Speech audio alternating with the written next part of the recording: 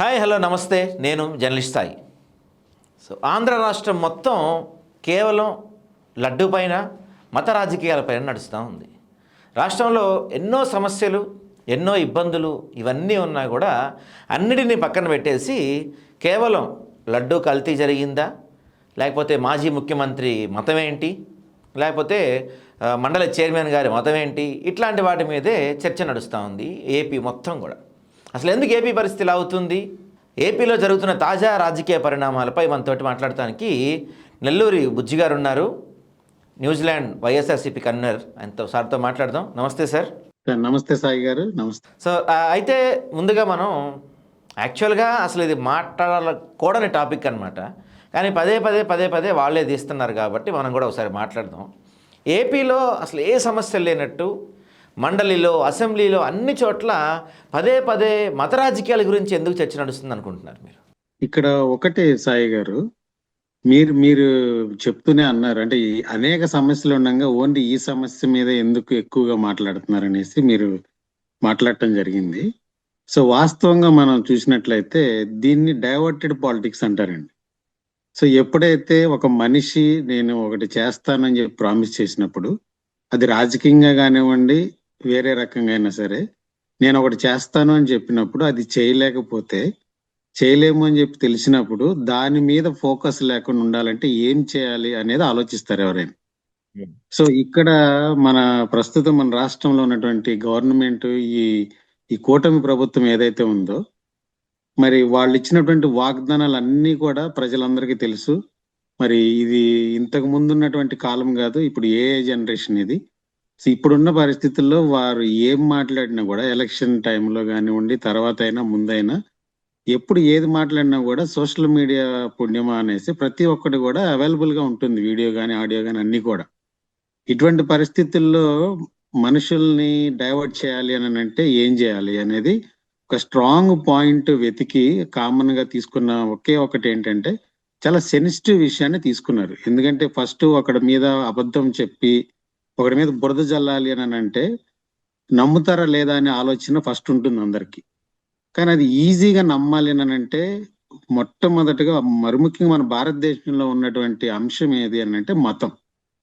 ప్రస్తుత రాజకీయాల్లో కూడా మతం అనేది చాలా ఇన్ఫ్లుయెన్స్ చేస్తుంది. ఇది చాలా బాధాకరమైన విషయం అండి. యాక్చువల్ మనం మాట్లాడుకోవటానికి కూడా ఇది అసలు టాపిక్ చాలా బాధాకరమైన విషయం ఇది. ఇప్పుడు మేము ఆలోచిస్తుంది ఏంటంటే, ఇప్పుడు మేము ఇక్కడ ఓవర్సీస్ లో ఉంటున్నాం. సో మనలాగా తెలుగు వారు అనేక దేశాల్లో ప్రపంచవ్యాప్తంగా కూడా స్థిరపడి ఉన్నారు. సో మేమందరం కూడా ఒకటే ఆలోచిస్తుంది ఏంటంటే, ఎవరైనా సరే రాష్ట్రాన్ని అభివృద్ధి చేయాలి, రాష్ట్రాన్ని అభివృద్ధి పదంలో నడిపించాలని మేము ఇక్కడ ఉండి కోరుకుంటాము. తెలుగు వారిగా దాని గురించి ఆలోచిస్తూ ఉంటాము. కానీ వచ్చిన మొదటి రోజు నుంచి ఈ యొక్క మత రాజకీయాలని మొదలు పెట్టేసి, మనం ఏదైతే రాష్ట్రానికి ఒక కమిట్మెంట్ ఇచ్చామో, ఏదైతే రాష్ట్ర ప్రజలకు ఒక వాగ్దానం చేశామో, అవన్నిటిని కూడా పక్కదారి పట్టించేలాగా జనాల యొక్క ఆలోచన వారు ఇచ్చినటువంటి వాగ్దానం మీదకి వెళ్లకుండా ఇది ఒక పాయింట్ ని తీసుకున్నారనే అభిప్రాయం ఈ యొక్క ఓవర్సీస్ లో ఉన్న ప్రతి ఒక్క తెలుగు వారిలో ఉందండి. అది ఇర్రెస్పెక్టివ్ ఆఫ్ పార్టీస్. ఇప్పుడు పైకి గాంభీర్యంగా ఏదో మా పార్టీ అభిమానులు, లేదంటే నేను ఆ పార్టీకి శ్రేయోభిలాషిని ఇట్లా మనం చెప్పుకొని పైకి ఏదో మేకపోతు గాంభీర్యంలాగా ప్రదర్శిస్తుంటారు. కానీ లోపల ఇప్పుడు ఇక్కడ ఉన్న ఇక్కడ న్యూజిలాండ్ కంట్రీలో ఎస్పెషల్లీ ఇక్కడికి వచ్చిన తర్వాత మేమంతా ఒకటే ఆలోచిస్తాం.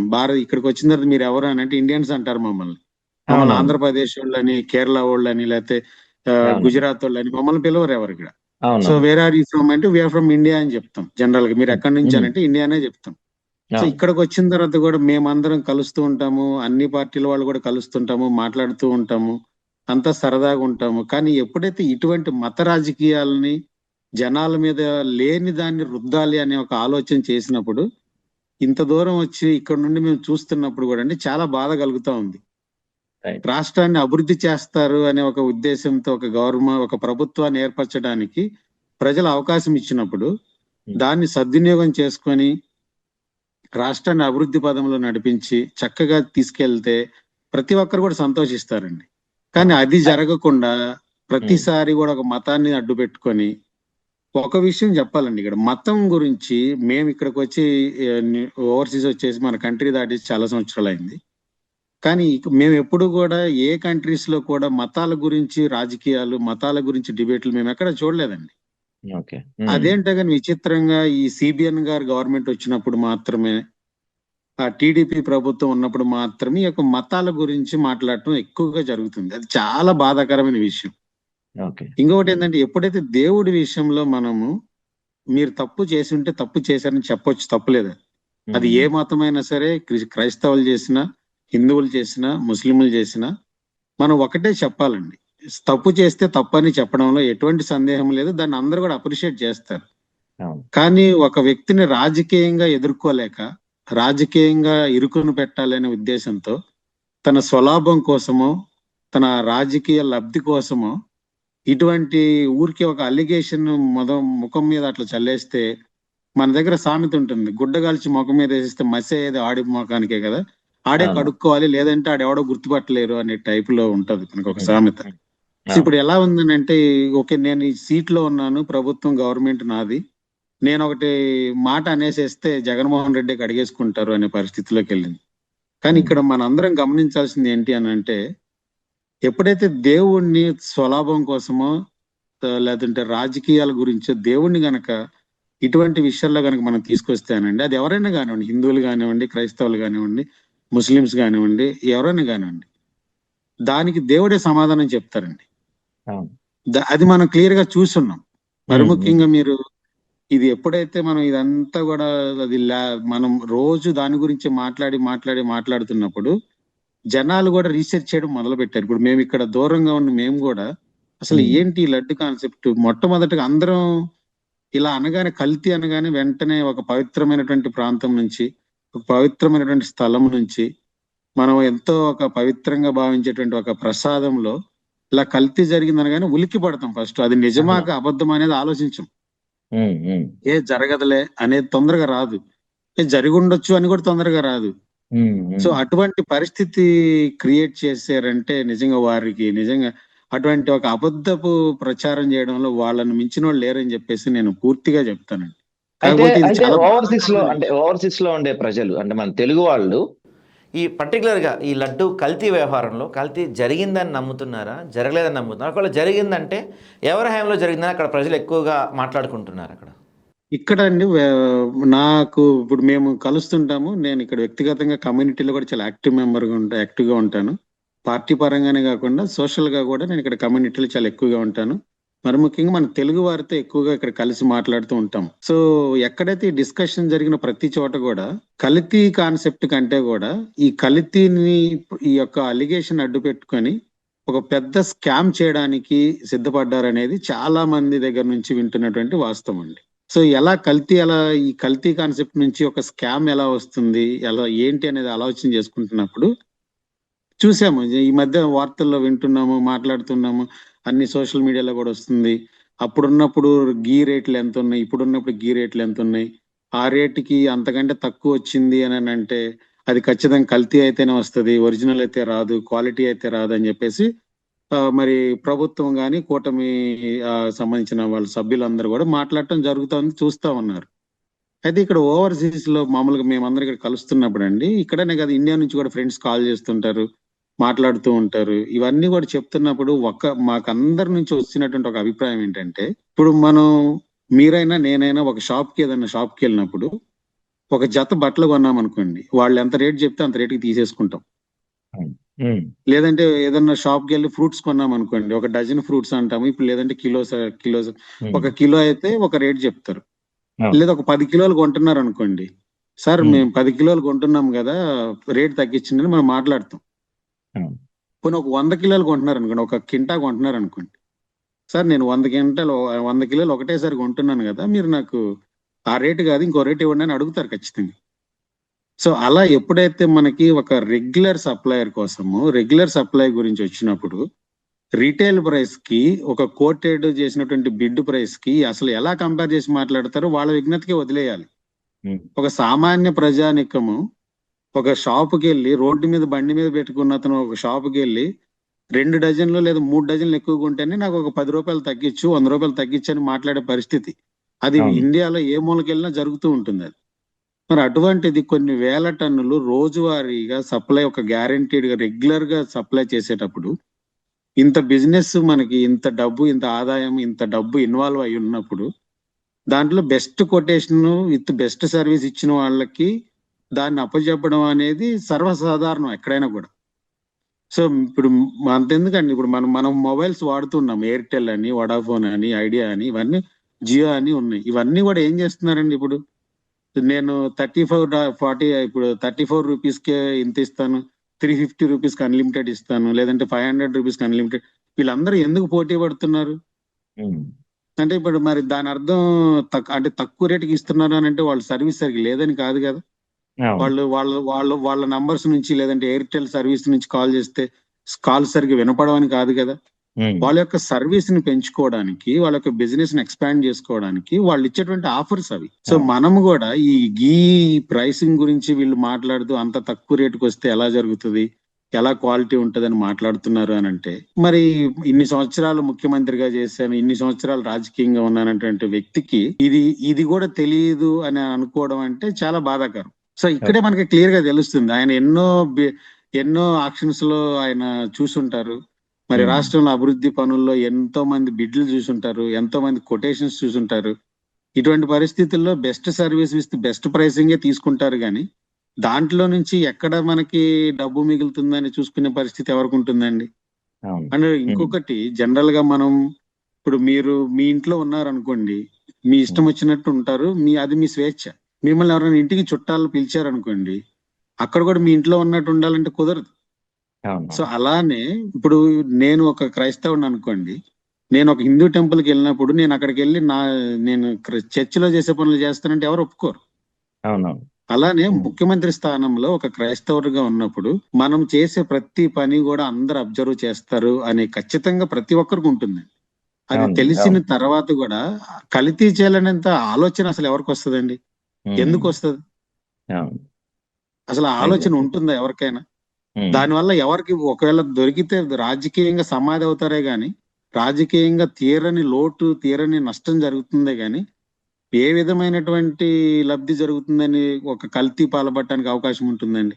అవును. సో ఇదంతా కూడా రాజకీయంగా ఒక వ్యక్తిని రాజకీయంగా ఎదుర్కోలేక, వారు ఇచ్చినటువంటి వాగ్దానాలని నెరవేర్చలేక, సో ప్రజల యొక్క ఆలోచనని దారి తప్పించడానికి ఒక డైవర్షన్ పాలిటిక్స్ అనేది తీసుకురావడం, ఈ 5 సంవత్సరాలు కూడా దీన్నే నడిపిస్తారండి. దానికి తోడు మన బాధాకరమైన విషయం ఏంటంటే, మరి మన రాష్ట్రంలో ఉన్న మీడియా కూడా ప్రత్యేకించి కొన్ని మీడియా వన్ సైడెడ్ గా స్టాండ్ తీసుకోవడము. ఇప్పుడు ఏది చేసినా కూడా మంచే చెప్పడం, అంటే మంచి అని మాట్లాడటము, అంటే మీడియాకు ఉన్నటువంటి క్రెడిబిలిటీ అనేది వీళ్ళ వల్ల పోతుందండి. అది చాలా బాధాకరమైన విషయం. ఎగ్జాక్ట్లీ. ఇంతకుముందు జర్నలిస్ట్ అంటే హైకోర్టు, సుప్రీంకోర్టు జడ్జెస్ కూడా భయపడేవాళ్ళు. అమ్మో, జర్నలిస్టులు వాళ్ళు చాలా జెన్యున్ గా, చాలా నిజాయితీగా ఉన్నదన్నట్టు రాస్తారు, మనం వాళ్ళకి భయపడాలనే పరిస్థితి దగ్గర నుంచి, సో మీడియాస్ కొనేసుకొని వాళ్ళ గుప్పెట్లో పెట్టుకొని వాళ్ళకి తాయిలాలు ఇచ్చేసి మరి ఎక్కడంటే అక్కడ స్థలాలు అప్పు చెప్పేసి, ఇప్పుడు మొన్న రీసెంట్ గానే చూసాం ఏబిఎన్ రాధాకృష్ణ గారికి వైజాగ్ లో స్థలం ఇవ్వడం. అంటే ఇటువంటి అన్ని ఇచ్చినప్పుడు వాళ్ళు ఒక నిజాయితీ జర్నలిజం ఏ విధంగా చేస్తారండి? అవును. అసలు ఏ విధంగా మనం ఏ విధంగా అసలు ఊహించగలం దాన్ని? సో మనం ఇదన్నీ ఈ జర్నలిజం ఒక్కటే కాదండి, వాస్తవంగా చెప్పాలంటే ప్రజల్లో మార్పు రావాలి. ఇటువంటి మత రాజకీయాలు చేసేటువంటి నాయకుల్ని తరిమి కొట్టే పరిస్థితి ఎప్పుడైతే వస్తుందో అప్పుడు రాష్ట్రాలు గాని, దేశాలు గాని బాగుపడతాయి. రైట్. సో రాజకీయంగా మనం ఎన్నైనా విమర్శించుకోవచ్చు, ఎన్నైనా మాట్లాడుకోవచ్చు, అది వేరు. కానీ ఒక మతాన్నో ఒక కులాన్నో అడ్డు పెట్టుకొని రాజకీయంగా లబ్ధి పొందాలి, ఆ సీట్లో కూర్చోవాలి అనేది మాత్రం చాలా బాధాకరమైన విషయం. దాన్ని ఎవరు కూడా హర్షించరండి. రైట్. అయితే దాంతోపాటుగా అంటే ఈ కుల మత రాజకీయాలు, ఈ కల్తీ వ్యవహారం పక్కన పెడితే ఈ అసెంబ్లీ సమావేశాల్లో ముఖ్యమంత్రి గారు ఒక సంచలన ప్రకటన చేశారు. దాదాపుగా 6.5 లక్షల ఉద్యోగాలు ఇచ్చాం 2 సంవత్సరాల్లో, మా సూపర్ 6 హామీల్లో భాగంగా 20 లక్షల ఉద్యోగాలు ఇస్తామని చెప్పాము, ఆల్రెడీ 6.5 లక్షల ఉద్యోగాలు ఇచ్చేసామని చెప్పారు. ఓ పక్కన చూస్తే భూములు ఇచ్చిన తర్వాత కూడా, అంటే రాష్ట్ర ప్రభుత్వం భూములు కేటాయించిన తర్వాత కూడా ఈ రాష్ట్రంలో మేము పరిశ్రమలు పెట్టలేమని చెప్పి దాదాపు 6,000 కోట్ల విలువైన పెట్టుబడులు పెట్టిన కంపెనీస్, కోకోకోలా లాంటి కంపెనీస్ చాలా వెనక్కి వెళ్ళిపోయినాయి. అన్ని కంపెనీస్ వెనక్కి వెళ్ళిపోతున్న టైంలో కూడా 6.5 లక్షల ఉద్యోగాలు ఇచ్చారని చెప్తున్నారు. ఇది ఎలా సాధ్యమైంది అసలు? ఇది సాధ్యం అవడానికి ఏముందని చెప్పడం మాటలే కదా.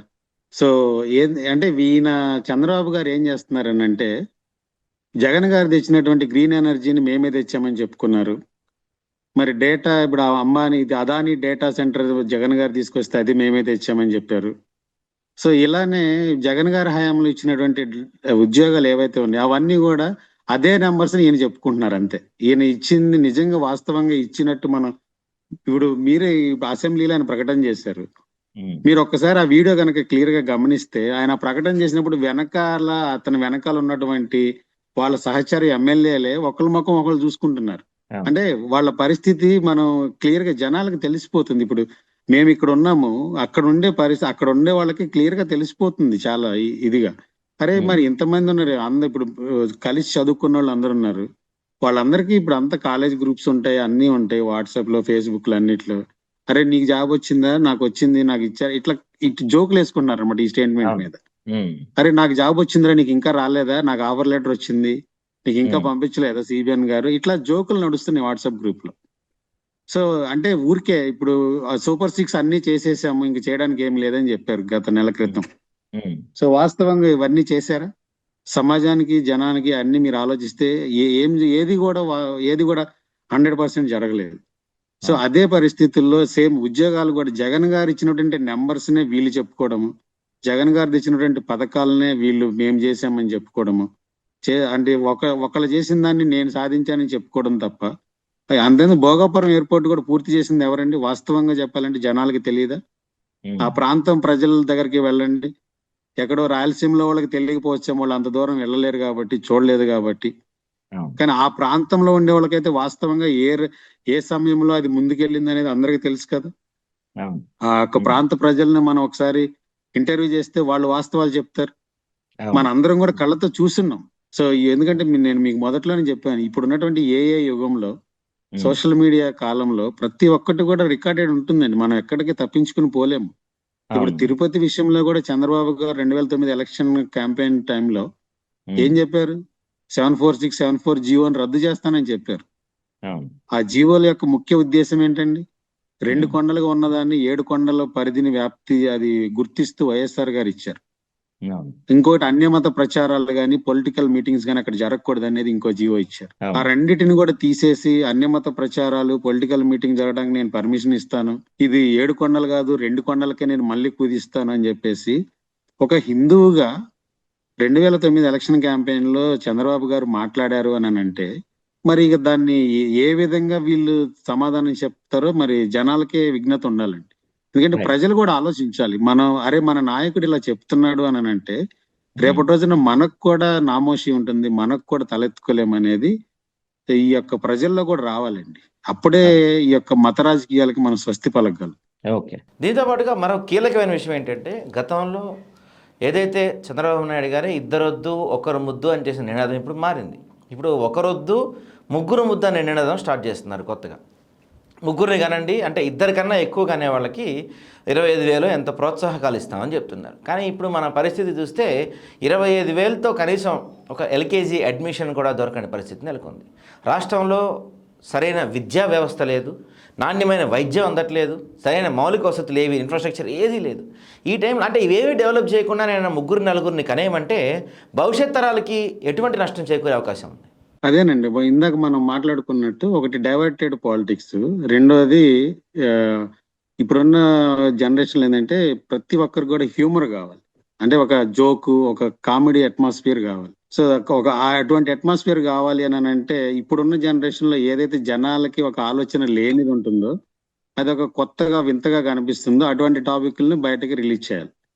ఇప్పుడు ఇద్దరొద్దు ముగ్గురు కావాలని అంటే ఆ వీడియో పిచ్చోడు అని చెప్పి జోకులు వేసుకుంటారు, మీమ్స్ క్రియేట్ చేస్తూ ఉంటారు. సో దానివల్ల అరే మనకి ఎలక్షన్ టైంలో ఈయన చెప్పింది ఏంటి, అది చేయట్లేదేంటి, దాని మీద ఫోకస్ ఉండదు ఎవరికి. ఎలక్షన్ టైంలో నేను ఇది చేస్తానన్నాను, సో దాని మీద ఫోకస్ ఉండదు. కొద్ది రోజులేమో మత రాజకీయం తీసుకొస్తారు. సో దాని గురించి అందరు డిస్కస్ చేసుకొని అదేంటి ఇదేంటి అని మాట్లాడుకోవాలి. ఇంకొన్ని రోజులేమో ఇది తీసుకొచ్చి ఇలా మాట్లాడి ఇట్లా ఒక జోకులు క్రియేట్ చేసేసి చేయడమే కాకుండా ఇప్పుడు ఇచ్చిన వాగ్దానాల్లో అతను 2000 మనకి మొన్న 1924 ఈ వాగ్దానాలు చూస్తే ఎవరికి కూడా 100% ఏది కూడా చేయలేదు. ఇప్పుడు నిరుద్యోగ భృతి అన్నారు, ఇప్పటి వరకు ఒక్కరికన్నా ఇచ్చారు? లేదు. ఇప్పటి వరకు చెప్పిందే చేయలేదండి. ఇంకా పుట్టబోయే వాళ్ళకి మీరు కనండి నేను ఇస్తాను అని అంటే ఇతను అంటే ఇప్పుడు అసలు ఏం చేయాలి? ఉన్న వాళ్ళకి ఇల్లు లేదు, ఇల్లు ఇవ్వాలి కదా ఫస్ట్. ఆ ఇల్లు పిల్లల్ని కనాలంటే వాళ్ళకి ఒక బేసిక్ నీడ్స్ అనేది ప్రభుత్వ బాధ్యత. అది వాళ్ళకి ఇల్లు ఇవ్వడము, ఆరోగ్యాన్ని అందించడము, విద్యను అందించడం అనేది basic responsibility of any government. So ముందు అవి చేయకుండా మీరు పిల్లల్ని కానండి వాళ్ళకి నేను డబ్బులు ఇస్తానంటే 25,000 ఎప్పుడు ఇస్తారు? ఏ ఏజ్కి వచ్చినప్పుడు ఇస్తారు? అంటే కన్నప్పుడు డే 1 నుంచి ఇస్తారు. అసలు ఇప్పుడు ఆల్రెడీ అతను చేసిన వాగ్దానాలకే దిక్కులేదు.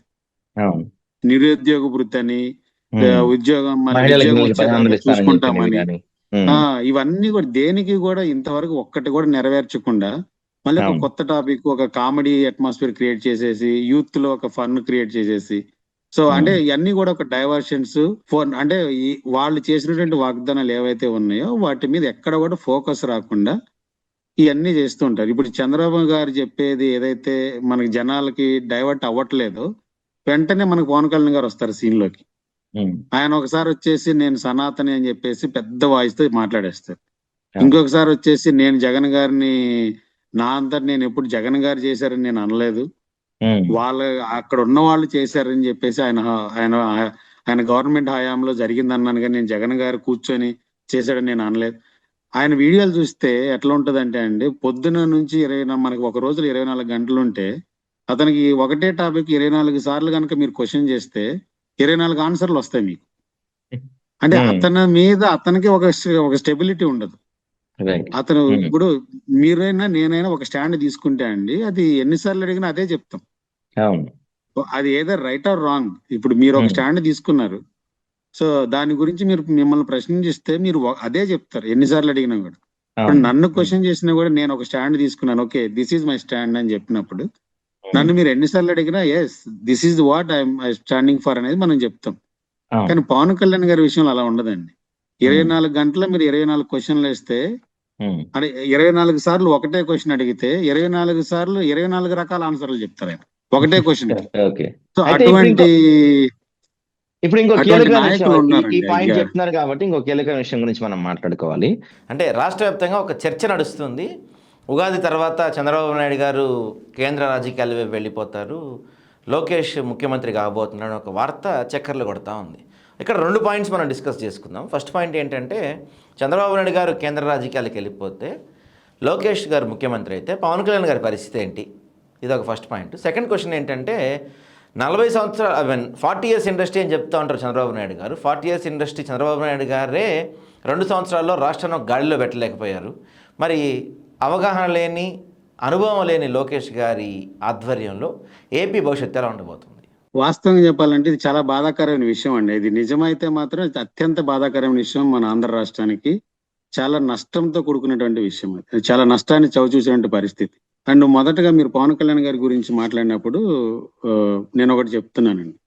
పవన్ కళ్యాణ్ గారు అతనంతటా అతనే 15 సంవత్సరాలు కలిసి ఉంటాము, 15 సంవత్సరాలు చంద్రబాబు గారు టీడీపీ వాళ్ళే ముఖ్యమంత్రులుగా ఉంటారు ఆయనే చెప్పారు.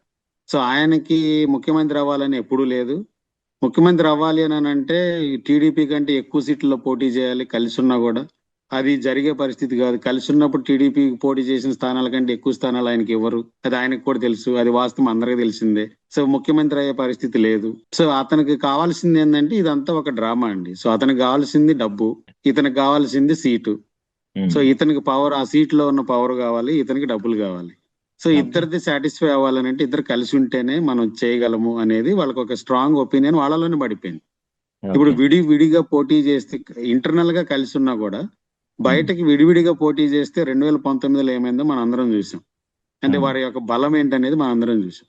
చంద్రబాబు గారు రాజకీయాల్లోకి వచ్చిన తర్వాత మొట్టమొదటిసారిగా అంటే ఆయన ఎప్పుడు కూడా తన సొంత పార్టీతో గెలిచింది లేదండి. ఏదో ఒక పార్టీతో టైఅప్ ఉన్నాడే గానీ ఇండిపెండెంట్ గా ఓన్లీ టీడీపీ మాత్రమే పోటీ చేసి గెలిచిన చరిత్ర లేదు చంద్రబాబు గారు. ఎక్స్పెషల్లీ చంద్రబాబు గారు పార్టీని తీసుకున్న తర్వాత ఎన్టీఆర్ గారి దగ్గర నుంచి. సో ఆ విధంగా ఇప్పుడు ఒకవేళ మీరు అన్నట్టు చంద్రబాబు గారు జాతీయ రాజకీయాల్లో కనుక వెళ్ళినట్లయితే అది జరగదండి. ముందుగా ఏదైతే అది జరగదు. ఒకవేళ జరిగినట్లయితే నేను ఇప్పుడున్నటువంటి యొక్క స్టేట్మెంట్స్ గురించి చూసినప్పుడు నాకు ఒకటే గుర్తొస్తుంది ఏంటంటే, అబ్దుల్ కలాం గారిని ప్రెసిడెంట్ చేసింది నేనే. ఆ టైంలో నాకు డిప్యూటీ ప్రైమ్ మినిస్టర్లు ఇస్తారు, లేకపోతే ప్రైమ్ మినిస్టర్ కి నాకు అవకాశం ఇచ్చారని అప్పుడు ఎలా అయితే తీసుకొచ్చారో, ఇది కూడా సేమ్ అలానే ఒక తెలుగోడికి జాతీయ స్థాయిలో గుర్తింపు వస్తుందని అంటే మళ్ళీ సేమ్ అండి. ఇది all related to the diverted politics. అంటే మనం ఏదైతే చెప్పామో అది చేయకుండా అంటే ఉండాలి అని ఒకవేళ పొరపాటున ఇదే నిజమైతే గనక లోకేష్ గారు ముఖ్యమంత్రిగా బాధ్యతలు తీసుకుంటే గనక అప్పుడు ఏపీ ఫ్యూచర్ ఎలా ఉంటుంది అనుకుంటున్నారు? ఇది కనుక నిజంగా నిజమైతేనండి, అది అయితే అవ్వదు. నాకు తెలిసి అవ్వదు. ఇది 100% రాజకీయాన్ని చూస్తూ ఉన్నాను కాబట్టి డైవర్టెడ్ పాలిటిక్సే. అతను అలానే చెప్పుకుంటా ఉంటారు సిబిఎన్ గారికి, అదొక ఆనందం ఆయనకి. అది జరగదు. ఒకవేళ మీరు అన్నట్లు కనుక లోకేష్ గారు కనుక సీఎం అయింది అని అంటే రాష్ట్రం అధోగతి పాలవడం డే 1 నుంచే స్టార్ట్ అవుతుంది. ఎందుకు స్టార్ట్ అవుతుంది అని అంటే, మీరు అన్నట్టు ఎటువంటి అనుభవం లేదు. ఒక ఇంటర్వ్యూలో కూర్చోబెట్టి మాట్లాడితే అతను ఫస్ట్ క్వశ్చన్ అర్థం కాదు. ఒక సీఎం సీట్ లో ఉండే అతనికి, లోకేష్ గారికి మీరు అడిగే క్వశ్చన్ అర్థం కాదు ఫస్ట్. సో ఒక జర్నలిస్ట్ గా ఎవరన్నా వచ్చి ఒక క్వశ్చన్ అడిగితే ఆయనకి ఆ క్వశ్చన్ అర్థం కాదు. ఒక కంపెనీని తీసుకొచ్చి మాట్లాడాలంటే మాట్లాడటం రాదు. దానికి తోడు ఈ పక్కన పవన్ కళ్యాణ్ గారిని పెట్టుకుంటే వెంటనే మనోహర్ గారికి వెళ్ళి చూస్తారు, ఆయన అడిగిన క్వశ్చన్ ఏంటి, నువ్వు ఆన్సర్ ఏం చెప్పాలని. సో ఇటువంటి పరిస్థితుల్లో రాష్ట్రం ఏ విధంగా ఉంటుందో జనాలు ఓకే వదిలేస్తున్నామండి. ఖచ్చితంగా అపార నష్టం జరుగుతుంది. ఇటువంటి నాయకులు, ఇప్పుడు లోకేష్ గారు చదువుకున్నటువంటి పరిస్థితులు మన అందరికీ తెలుసు. అతను ఫారెన్ లో చదువుకోవడానికి ఎవరు స్పాన్సర్ చేశారు, అతనికి మెరిట్ లో వచ్చిందా, డబ్బులు పెట్టుకుంటే సీట్లు వచ్చిందా, ఆడికి వెళ్ళిన తర్వాత అతను ఏం చేశారు, అతను ఇంత పర్సెంటేజ్ తో పాస్ అయ్యారు, ఈ డిగ్రీ వచ్చిందని ఎక్కడన్నా చెప్పారండి ఫస్ట్ నుంచి? ఇప్పుడు వాళ్ళ భార్య గారు ఉన్నారు, సారీ వాళ్ళ మిస్సెస్ గారి పేరు గుర్తు రాలేదు, బాలకృష్ణ గారు పెద్ద కూతురు బ్రాహ్మణి, సార్ బ్రాహ్మణి గారు. సో ఇప్పుడు బ్రాహ్మణి గారి గురించి చాలా గొప్పగా చెప్తూ ఉంటాం మనం. ఎలా చెప్తుంటాము మనం, అరే బ్రాహ్మణి గారికి ఫ్రీ సీట్ వచ్చింది, స్కాలర్షిప్ వచ్చింది, మంచి ర్యాంక్ వచ్చింది, షీఈ్ వెరీ మెరిట్ అది అని చెప్తూ ఉంటాం. మరి మీరు లోకేష్ గారి ఎడ్యుకేషన్ చూడండి, ఎక్కడన్నా సరే లోకేష్ గారి ఎడ్యుకేషన్ లో లేకపోతే డిస్టింక్షన్ వచ్చినట్టు కానీ, లేకపోతే టాప్ ర్యాంక్ వచ్చినట్టు కానీ, ఒక మంచి స్కాలర్షిప్ తో సీట్ వచ్చిందని కానీ మీరు ఎక్కడన్నా వినున్నారు? నేనైతే వినలేదండి. ఎందుకంటే అతని యొక్క నాలెడ్జ్ ఏంటి అనేది, అతని టాలెంట్ ఏంటి అనేది రాష్ట్ర ప్రజానికానికి అందరికీ తెలుసు. సో అటువంటి అంటే సర్టిఫికేట్ పేపర్ మీద ఉన్నటువంటి డిగ్రీస్ పెట్టేసుకొని నాకు డిగ్రీ ఉందని చెప్పుకుంటే, patient surgery success patient died అనే సామెత ఒకటి ఉంటుందండి. అండ్ ఆపరేషన్ సక్సెస్ పేషెంట్ చచ్చిపోతాడు.